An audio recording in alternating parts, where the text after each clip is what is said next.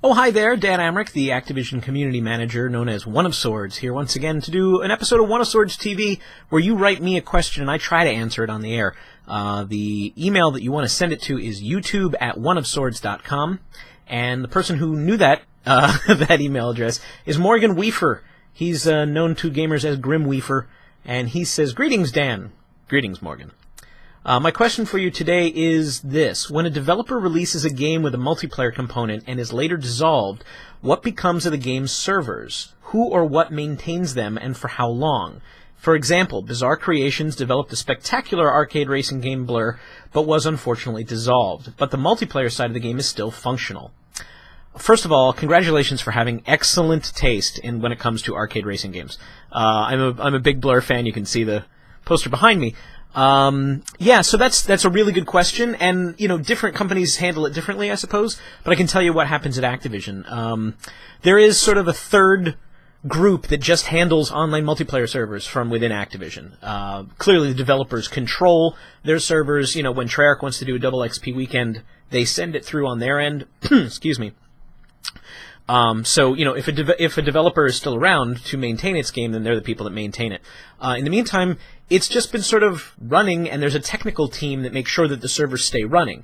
Now, obviously, we're coming into a console transition. I'm really curious to see how long some of these games stay online. I know that EA retires them pretty quickly based on player server population, and that totally makes sense. From a business perspective, if you're hosting a game and nobody's there to play it, then what are you going to do?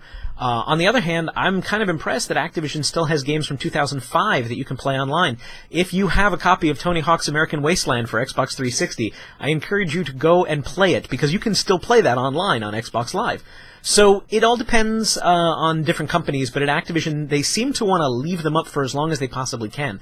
I have asked, are the Blur servers in danger because of Bizarre Creations closing its doors? And they said, our plan is to keep it up until further notice. So who knows when further notice will be? With a console transition coming, maybe they'll say, look, we need to take some of these offline because we've got new tech coming in and we've got new issues and new games to support. I don't know. Realistically, I don't expect anything to last forever, but I am grateful that things seem to have been lasting as long as they have.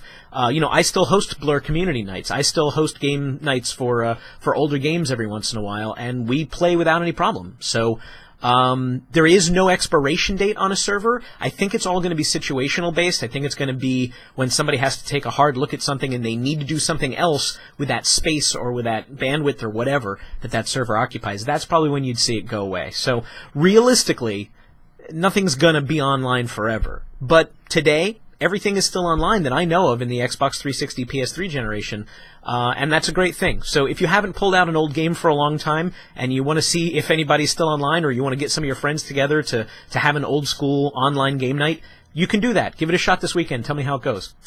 You can tell me at youtube@oneofswords.com. I will answer any questions that I can to the best of my ability here on One of Swords TV. If you have other things, maybe I've already answered them over at oneofswords.com.